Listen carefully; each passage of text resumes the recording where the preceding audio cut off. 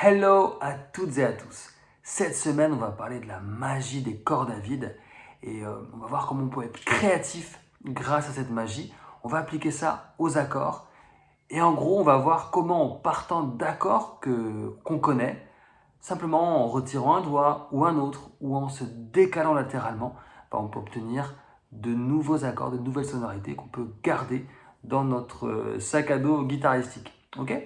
Donc on va directement commencer par un exemple en prenant un La mineur. Donc on ne le présente plus, La mineur. Et en fait ce qu'on va faire, on va voir ce qui se passe. Tout simplement, on expérimente si on enlève l'index au niveau de la main gauche. Donc je fais ça, donc je libère la corde de Si. Je joue l'accord et je vais voir si le son me plaît ou pas. Voilà, perso je trouve superbe. Et là en fait, peu importe son nom, c'est vraiment à la sonorité que je dois m'attacher.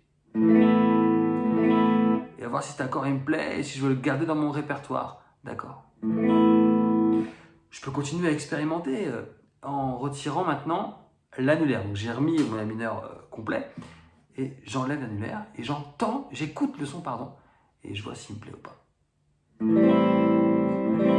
Pareil, bon, c'est un accord que je pense que vous connaissez par ailleurs, mais sans même connaître le nom, en écoutant la sonorité. Moi, pareil, superbe. Moi, je le garde aussi dans mon sac à dos de guitariste. Ça en fait déjà deux vraiment cool qu'on a trouvé simplement en expérimentant. Maintenant, je vais retirer le majeur pour voir, toujours sur le même principe qu'on peut appliquer évidemment à n'importe quel accord. Ouais, perso, moi ça je kiffe pas, je le garderai pas celui-là. Je trouve un peu neutre, quoi. Il raconte pas grand chose, mais ce n'est que mon ressenti perso. Mais déjà, moi, je garderai bien celui-là, très ouvert, et puis bon, celui-là. On sait que c'est un La mineur 7 celui-là et qu'il est magnifique. Voilà. On peut faire ça sur n'importe quel accord. On peut prendre le temps de le faire sur un Ré, par exemple, un Ré majeur. Pareil. On expérimente et on voit ce qui sort, on voit si ça nous plaît ou pas. Donc si je retire le majeur, pareil, ça je garde aussi, superbe accord, très pop, très ouvert. Ensuite, je vais retirer l'annulaire. Oh, alors là, un peu plus jazzy je trouve, mais qui pourrait très bien marcher pour de beaux arpèges, je sais pas, dans ce genre-là par exemple.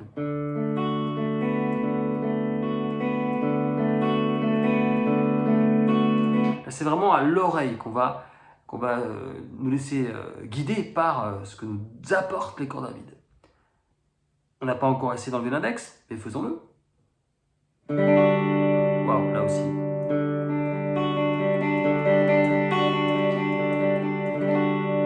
Là encore, un superbe accord. On peut d'ailleurs s'amuser à en combiner certains. Pourquoi pas celui-là, enchaîner avec celui-là.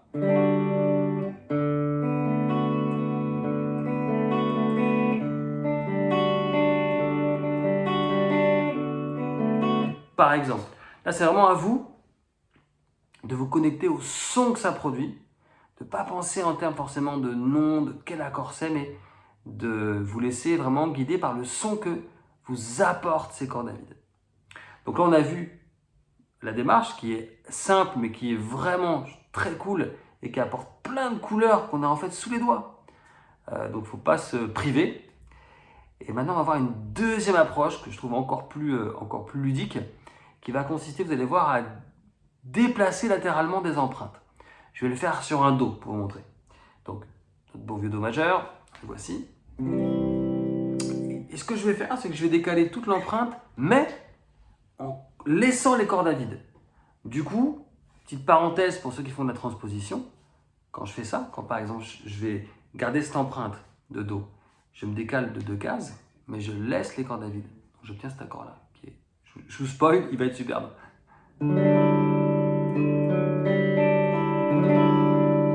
Donc, j'ouvrais une parenthèse là par rapport à la transpo, ceux qui font de la transposition. Ça, c'est pas de la transpo. Pourquoi? Une transposition, je prends un exemple avec un barré, c'est quand? C'est un Fa majeur. Si je veux le transposer, il faut que sur chacune des cordes, je monte du même nombre de cases. Donc quand je passe de ça, un Fa ici, en case 3, à un Sol, là c'est une vraie transposition parce que si je prends chacune des cordes, j'ai fait plus 2 sur chacune des cordes. Mais dès que je mets une corde à vide, c'est plus la même, ça perturbe ce jeu puisque, en l'occurrence ici quand j'ai décalé, alors effectivement, de 3 je suis passé à 5, de 2 je suis passé à 4, mais les zéros sont restés en 0. Donc l'équilibre entre les notes a été changé, d'où le fait que c'est vraiment un nouvel accord qu'on génère. Okay, si je voulais vraiment transposer celui-là de 2 tons, ou d'un ton, pardon, d'un ton, de case, il faudrait que je fasse ça. Voilà. Bref, je ferme la parenthèse et je reviens au cœur de ce qu'on faisait. Donc là, vous avez vu, on a obtenu un accord. Super, vraiment super chouette.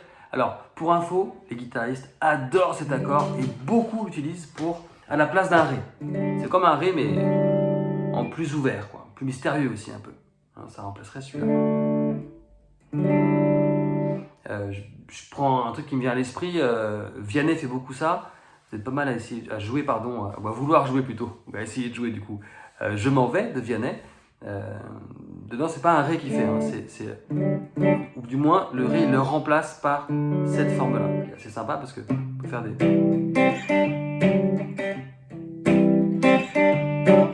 peut faire des mouvements comme ça qui sont très fluides et très musicaux.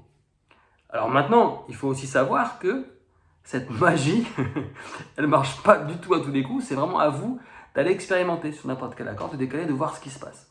Par exemple, là le Do, bon. J'ai bien visé en me décalant de 2 cases. Si je m'étais décalé que d'une case, j'aurais obtenu cet accord qui, je pense, vous plaira moins. En tout cas, moi, il me plaît beaucoup moins. Voilà, là, si ça vous plaît, sachez que vous êtes très minoritaire. Pareil, hein, si j'avais été en 2 cases plus, enfin, donc du coup 3 cases plus loin, j'aurais obtenu donc ça. Donc, amusez-vous, partez du Do ou de n'importe quel accord. Je vous encourage vraiment à le faire dès que vous pouvez. Donc là, yes. Aïe. Oui. Non. Il y a celui-là qui est pas mal. Ça fait un peu un presque Pink Floyd, quoi. Alors, ce qui marche vraiment bien en décalant le Do, je spoil un peu, c'est quand on met l'annulaire en case 10. C'est super. En 12, ça marche aussi.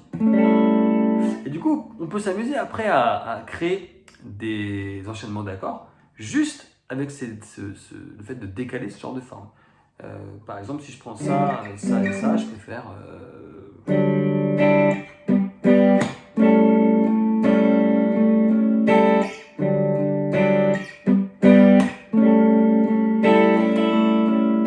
Par exemple.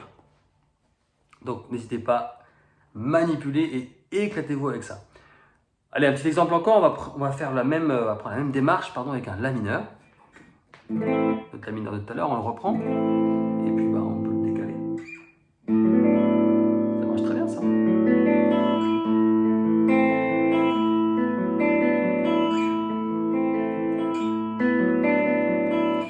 Donc sur le La mineur, un truc que j'aime bien, c'est placer, donc je vais dire par rapport au majeur, en corde de Ré case 6.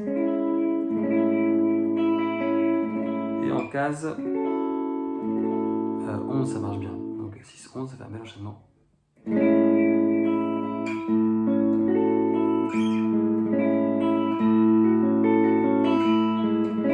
D'ailleurs, j'aurais pu faire pareil avec le La mineur 7 aussi. Hein.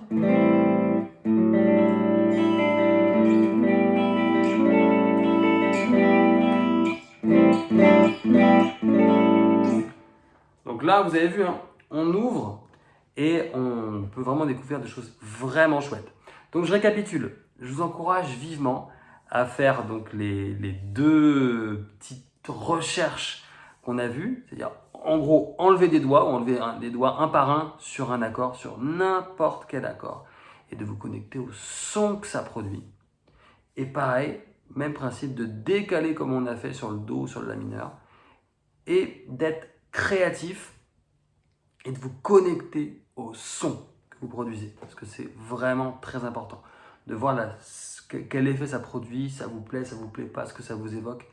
Voilà, ce serait un très très bon complément aux connaissances que vous pouvez avoir de vous connecter à la sonothérapie propulsée. Voilà, donc je vous encourage à expérimenter à fond, faites-vous plaisir avec ça, soyez créatifs et sur ce, passez une très belle semaine. À bientôt, ciao!